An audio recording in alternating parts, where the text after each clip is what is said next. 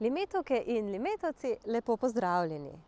Torej, danes bomo govorili o stvareh, ki jih veliko ljudi pravzaprav dejansko uporablja pri svojem govorjenju.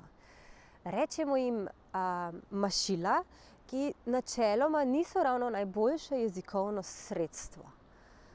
Dajmo zdaj odmašiti to naše jezikovno izražanje in se izražajmo brez mašil. Razložili bomo, kaj so mašila in kako jih odpraviti. Pri govornem nastopu se nam v govorjenje zelo rade prikradejo govorne smetke oziroma mašila, kot jih strokovno imenujemo. Mašila so zvočna prvina, ki se zelo pogosto pojavljajo pri javnem nastopanju. So besede, ki slabijo naše izražanje. Zelo pogosto niti niso besede, ampak zgolj zvoki kot in polglasnik Kakšen občutek dobite, ko slišite, da nekdo v svojem govornem nastopu uporablja veliko teh mašil? Verjetno se vam zdi, da se na svoj govor ni prav dobro pripravil ali pa je morda neizkušen. Povsem možno je tudi, da ima govorec strah pred tišino in zato povsem nezavedno uporablja mašila. Mašila se ne pojavljajo zgolj v govorjenem jeziku, temveč se zelo rada preselijo tudi na papir, kjer sicer niso pravopisne oziroma slovnične napake, so pa znak slabega sloga pisanja. V svojem uvodu sem namenoma uporabila nekaj teh mašil. So vas zmotila? Poleg že omenjenih in podobno sem uporabila tudi besede dejansko, pravzaprav, načeloma in torej. Vse te besede so v javnem nastopanju povsem nepotrebne, saj težimo k načelu s čim manj besedami doseči čim večji učinek. Oglejmo si še nekaj primerov. Ne vem, kaj kupci dejansko hočejo.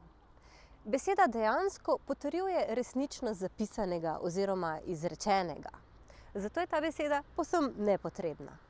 Oglejmo si še en primer. Načeloma bi lahko uporabili tudi to možnost.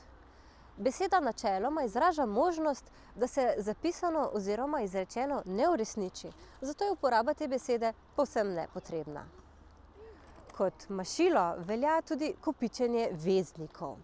Zato namesto v primeru, da se to zgodi, raje rečemo, če se to zgodi. Enako velja za besedno zvezo tam, kjer, namesto katere raje uporabimo samo veznik kjer. Tako podobno velja še za besedno zvezo iz razloga ker, pri kateri raje uporabimo veznik ker. Mašila so besede, ki ničesar ne povedo, kršijo načela dobrega sporočanja, dajejo pa nam morda čas za dodaten premislek.